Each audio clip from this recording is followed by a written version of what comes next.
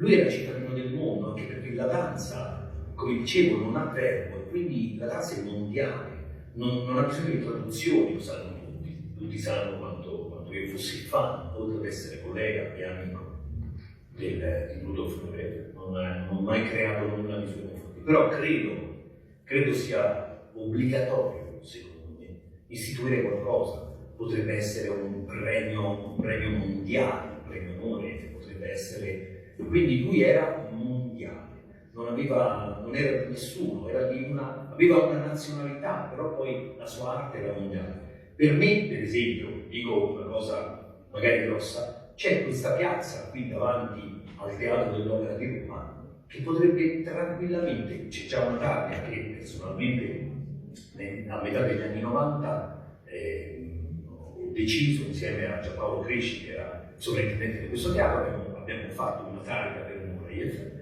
e con grande onore e con grande piacere. Ma intitolare questa piazza, la piazza di Rudolf Nureyev, la piazza del Teatro dell'Opera di Roma, piazza Rudolf Nureyev, sarebbe una cosa straordinaria. Questo è il mio pensiero e spero che qualcuno lo assuma.